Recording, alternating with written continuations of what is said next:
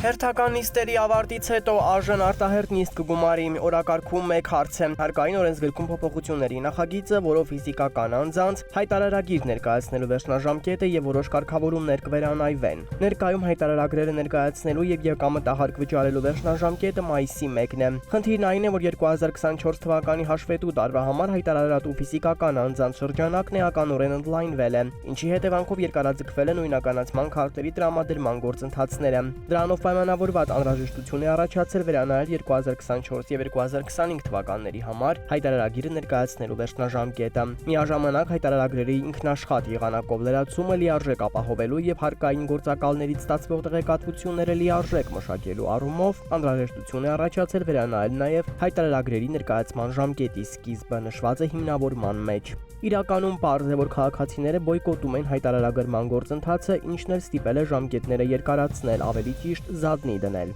Առաջարկում են եկամուտների հայտարարագրման վերջնաժամկետ սահմանել 2025 թվականի նոյեմբերի 1-ը։ Վիլեն Գաբրելյանի փոխարեն падգամավոր դարձած Արտյոմ Մեհրաբյանին, որը մի կարճ շրջան ղեկավարել է ռազմարտությունաբերության կոմիտեն, հարցրինք, ինչու ազատվեց այդ պաշտոնից։ Ես ազատվել եմ իմ դիմումի համաձայն։ Ինչու։ Ուղղակի ուզեցի հեռանալ։ Ինչու, որովհետև չգործող կառույց էր, քանի որ մեզ ռազմական արդյունաբերություն պետք չէ։ Ալիևը պահանջում է ՀՀ բանակն ապառազմականացնել։ Ոչ, այդ ժամանակ ընդհակառակը մենք ունեցել ենք շատ լավ արդյունք, իսկ հիմա էլ շարունակվում է, նման բան չկա, թե մենք չենք զինվում, ես չեմ կարող շատ փակագծեր բացել, բայց այն, ինչ դուք ասում եք, գոյություն չունի։ Ավելին, ես կարող եմ ասել, որ Հայաստանը մինչև 2018-ը երբևիցե ռազմարտությունաբերության մասով այդքան աշխատանքներ չի արել, ինչ անում է դրանից հետո։ Մինչ այդ մենք ունեցել ենք 0, իսկ հիմա ունենք հզոր ռազմարտությունաբերություն։ 0 Համենայն դեպս այնքան զենք ենք ունեցել, որ 44 օր կռվել ենք։ Ես ռազմարտությունաբերության մասով եմ ասում, գուցե ներմուծված զենքով են կռվել։ Բա իշխանությունն ասում է անպետք զենք են գնել։ Կներեք, ես շատ զբաղված եմ, հիշեց ԿՊԱ-կանը նետվելով իր աշխատասենյակ։ ԱԺ երեկվանիստին իշխանական ֆրակցիայի հատվածում հոգի տրամադրություն էր տիրում, հուսահատ դեմքերով, հեռախոսներով հետևում էին Գյումրու ավականու առաջին նիստին եւ անհաղորդ էին ԱԺ օրակարգին, որտեղ շարունակվում էր կառավարության ծրագրի 2024 թվականի զեկույցի քննարկումը, զեկուցում էր ՆԳ նախարար Արփինե Սարգսյանը։ Իդեպ ԿՊ-ում հույս ունեն, որ Մարտուն Գրիգորյանի թիմն այլևս չի մասնակցելու ավականու նիստերին, տապալելու են քվեարկությունները եւ այդ հիմքով մի քանի ամսից Գյումրիում նոր արտահերթ ընտրություններ կլինեն։ Երեկվա նիստը ԿՊ-ն բոյկոտեց, բայց մեր տեղեկություններով հաջորդ թիվ մասնակցելու են, փորձելով Արթանիկի կյանքը դժոխքի վերածել։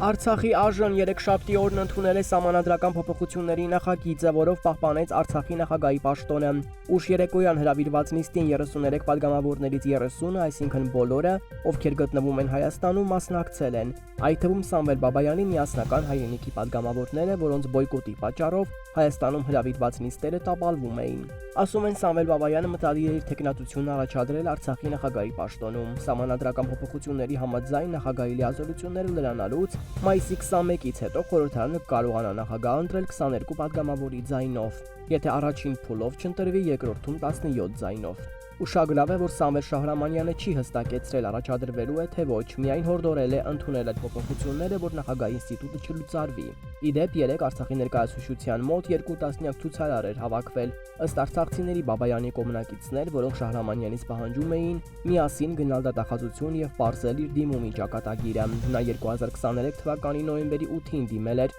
ՀՀ դատախազություն, որ Արցախի նախկին պաշտոնյաների իրավախախտումների յուրացումների վերաբերյալ քրգործ հարուցվի տարածված խոսակցություններին վերջ տալու համար։ Արցախի նախագահի ցուցումով դատախազությանն էին տրամադրվել Արցախի ներդրումային հիմնադրամի էլեկտրոնային կրիչները։ Ցուցարարները հայտարարել են, եթե Շահրամանյանը չի կարողանում թալանը վերադարձնել, թող հեռանա, Բաբայանը կգա կանի։ Սրանով մի քանի խնդիր են լուծում՝ Բաբայանի նախագահ դարձնել եւ արցախցիների պայքարն ուղղորդել Արցախի իշխանությունների դեմ։